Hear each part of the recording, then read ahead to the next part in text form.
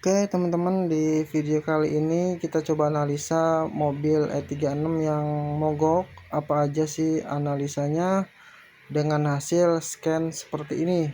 Yang pertama, ada error di TPS alias throttle position sensor ya.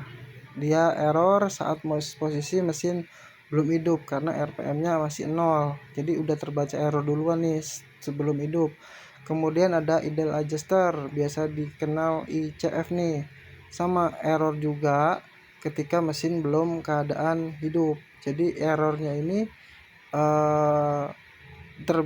terdeteksi tersimpan di ECU saat kondisi mesin masih dalam keadaan mati, teman-teman. Karena kita lihat di situ ada nilai RPM yang masih 0, tapi di TPS ada nilai 115. Itu bukaannya teman-teman ya, bukaan dari si TPS-nya itu di angka sekitar 115. Berarti ada pembukaan, ada nilai dari TPS-nya teman-teman ya. Tapi mesin tidak hidup. Kemudian di berikutnya ini ada sama nih idle opening coil yang tadi ICF, dia ada idle adjusternya di 33%, artinya pembukaannya di 33% nih, tapi di saat kondisi mesin mati. Nah ini persentase juga, berarti dia buka berapa persen ketika mesin mati, ada tuh nilainya. Ini saat kondisi mesin yang kondisi mogok. Kemudian di berikutnya ada engine speed crankshaft nih atau sensor TD bawah. Sensor crankshaft error juga nih teman-teman di 0 RPM. Nah kemudian ini ada camshaft position error. Nah camshaft ini atau yang dikenal TD atas nih teman-teman, tapi ini errornya ketika mesin sudah hidup di 17 ribuan RPM. Ini terdeteksi error. Nah kemarin udah sempat mogok nih mobilnya, tapi ini udah hidup lagi, cuman masih ada kendala di camshaft karena camshaftnya error. Dia nggak masih hidup, mesin masih hidup tapi terdeteksi error di camshaftnya. Bisa jadi karena mesinnya masih idle-nya nggak bagus, pincang, batuk-batuk ya.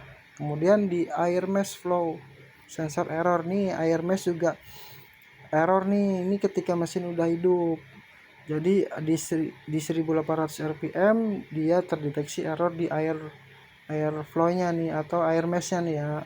Kemudian posisi mesin udah hidup juga masih ke deteksi crankshaft position error. Berarti si crankshaftnya ini atau tadi bawahnya ini dia errornya tidak mutlak, artinya tidak sepenuhnya error. Biasanya kalau yang benar-benar rusak mesin nggak akan hidup nih.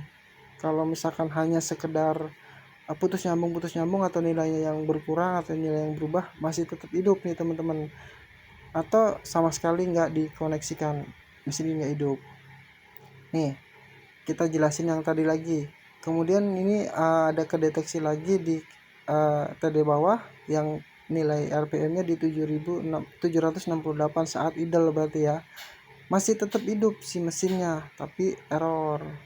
Nah kemudian ini ada airflow meter atau air mesh ya, dia juga sama kondisi mesin hidup, cuman masih kedeteksi error, berarti ada indikasi airflow-nya bermasalah atau kurang bagus. Jadi solusinya ganti airflow dengan yang kualitasnya bagus. Itu aja sih teman-teman buat cara analisa si mobil mogok yang sebelumnya mogok udah hidup masih tetap error seperti itu. Jadi kita bisa menentukan part mana aja yang akan kita ganti nantinya. Terima kasih udah nonton.